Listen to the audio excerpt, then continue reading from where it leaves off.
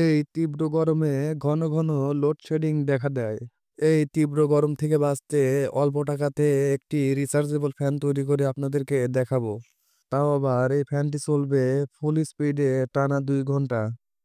এই ফ্যান তৈরিতে আমাদের যা যা লাগবে, আমাদের লাগবে একটি 12 ভোল্ট ব্যাটারি প্যাক। এই 12 ভোল্ট ব্যাটারি প্যাক কিভাবে তৈরি করলাম এ বিষয়ে আমার ইউটিউবে একটি ভিডিও দেওয়া আছে, আপনারা চাইলে দেখে আসতে পারেন। এই রিচার্জেবল ফ্যান তৈরিতে স্ট্যান্ড হিসেবে ব্যবহার করব একটি প্লাস্টিকের স্ট্যান্ড, যেটা আপনারা অনলাইন শপে বা মার্কেটে ইজিলি ভাবে কিনতে পেয়ে যাবেন।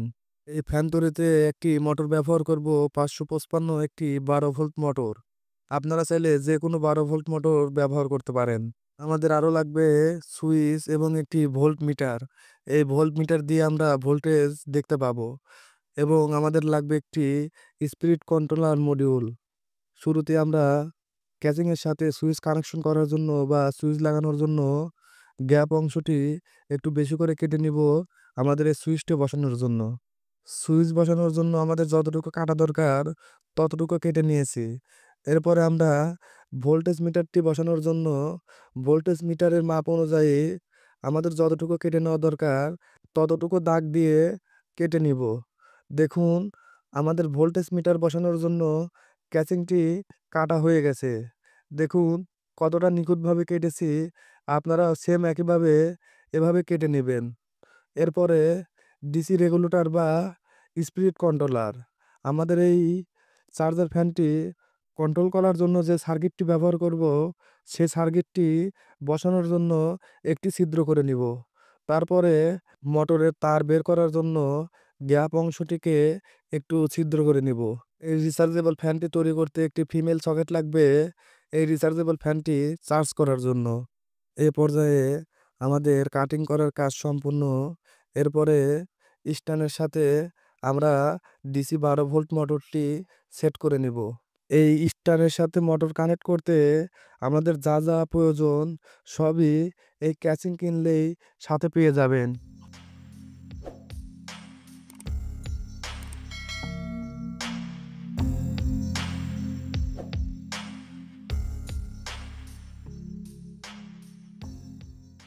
এবার ধীরে ধীরে সকেট থেকে শুরু করে সুইচ বা ডিসি রেগুলেটর এবং ভোল্টেজ মিটার আমরা আঠার সাহায্যে লাগিয়ে নিব।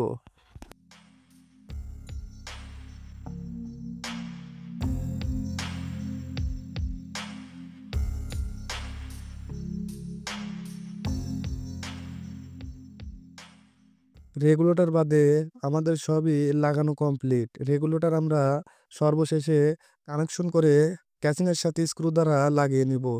এবার আমরা সোল্ডারিং এর কাজ শুরু করব। মোটরের সাথে দুটি কেবল সোল্ডারিং করে নিব মোটরের নেগেটিভ ও পজিটিভ প্রান্তে। আমাদের ইউটিউব চ্যানেলে নতুন হয়ে থাকলে অবশ্যই আমাদের ইলেকট্রিক আপডেট ইউটিউব চ্যানেলটি সাবস্ক্রাইব করে রাখবেন। চাইলে আমাদের ইলেকট্রিক আপডেট ইউটিউব চ্যানেল থেকে ঘুরে আসতে পারেন ইলেকট্রনিক্সের দারুণ সব ভিডিও মিস করে থাকলে। এই ব্যাটারি প্যাকে ভোল্টেজ আউটপুট ও ইনপুট প্রান্তে দুটি কেবল সোল্ডারিং করব। এই ব্যাটারি প্যাক তৈরির ভিডিও দেখতে চাইলে আমাদের ইউটিউব চ্যানেল থেকে ঘুরে আসতে পারেন। আমাদের ব্যাটারি প্যাকটি চার্জ করার জন্য বা রিচার্জেবল ফ্যানটি চার্জ করার জন্য যে ফিমেল সকেটটি ব্যবহার করছি ওই ফিমেল সকেটের পজিটিভ প্রান্তে একটি ডায়োড সোল্ডারিং করে নিব। এরপরে ব্যাটারির পজিটিভ কেবলটি এবং সাথে একটি শর্ট কেবল নিয়ে ডায়োডের পজিটিভ প্রান্তে বা সকেটের পজিটিভ প্রান্তে সোল্ডারিং করে নিব। ফিমেল সকেট থেকে আসা পজিটিভ প্রান্ত বা ব্যাটারি থেকে আসা পজিটিভ প্রান্তটি আমরা সুইচের মাঝখানে ইনপুট প্রান্তে কেবলটি সোল্ডারিং করে নিব। সোল্ডারিং করা হলে সুইচের আউটপুট প্রান্ত থেকে ভোল্টেজ নেওয়ার জন্য আমরা ভোল্টেজ মিটারের একটি কেবল এবং সাথে একটি শর্ট কেবল নিয়ে সুইচের আউটপুট প্রান্তে কেবলটি সোল্ডারিং করে নিব। এরপরে ব্যাটারির নেগেটিভ কেবলটি এবং সাথে একটি শর্ট কেবল নিয়ে এবং ভোল্টেজ মিটারের নেগেটিভ কেবল একসাথে করে আমরা সকেটের নেগেটিভ প্রান্তে সোল্ডারিং করে নিব। ভিডিওটি বুঝতে কোথাও সমস্যা হলে অবশ্যই কমেন্ট বক্সে কমেন্ট করে জানাবেন। আমাদের সোল্ডারিং এর কাজ প্রায় কমপ্লিট। এ পর্যায়ে আমরা মোটরটি ক্যাচিংয়ের সাথে আটকে নিব। ছিদ্র করে রাখা জায়গা দিয়ে মোটরের কেবল দুটি বের করে দিব। এবার আমরা স্পিরিট কন্ট্রোলার কানেকশন করব। স্পিরিট কন্ট্রোলারের গায়ে যেখানে মোটর লেখা আছে ওখানে আমরা মোটর কানেকশন দিব এবং যেখানে ভোল্টেজ লেখা আছে ওখানে আমরা ভোল্টেজ কানেকশন দিব। সোল্ডারিং করার সময় সুইচের আউটপুট প্রান্তে একটি শর্ট কেবল সোল্ডারিং করে রেখেছিলাম এবং ফিমেল সকেটের নেগেটিভ প্রান্তে একটি শর্ট কেবল সোল্ডারিং করে রেখেছিলাম। ওই শর্ট কেবল দুটি আমরা মোটরের স্পিরিট কন্ট্রোলারের সাথে যেখানে ভোল্টেজ লেখা আছে ওখানে কানেকশন করে নিব এবং স্পিরিট কন্ট্রোলারের গায়ে যেখানে মোটর লেখা আছে ওখানে মোটরের কেবল দুটি কানেকশন করে নিব। অবশ্যই নেগেটিভ পজিটিভ দেখে কানেকশন করে নিতে হবে।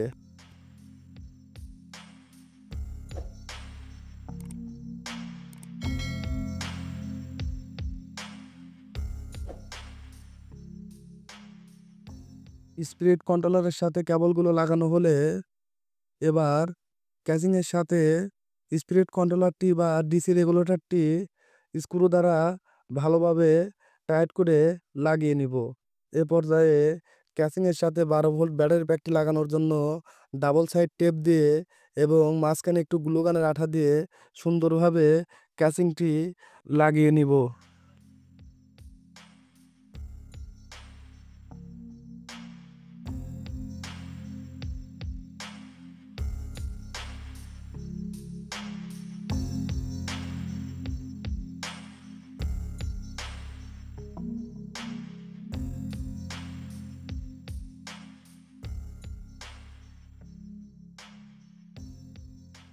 আমাদের কাজ কমপ্লিট। এবার আমরা ফ্যানটি পরীক্ষা করে দেখব আমাদের ফ্যানটি স্পিড হয় কীরকম। ভাবতেও পারিনি নিজের হাতে এই ডিসি রিচার্জেবল ফ্যান তৈরি করে এত সুন্দর বাতাস আমরা অনুভব করতে পারবো। বিশ্বাসই করা যায় না এটি একটি হাই স্পিড ডিসি ফ্যান। এতই ফ্যানের বাতাসের স্পিড আপনারা সামনাসামনি না দেখলে বিশ্বাস করতে পারবেন না।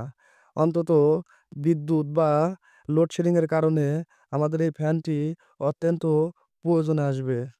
নতুন নতুন ইলেকট্রনিক্সের ভিডিও পেতে ইলেকট্রিক আপডেট ইউটিউব চ্যানেলটি অবশ্যই সাবস্ক্রাইব করে রাখবেন। ধন্যবাদ সবাইকে।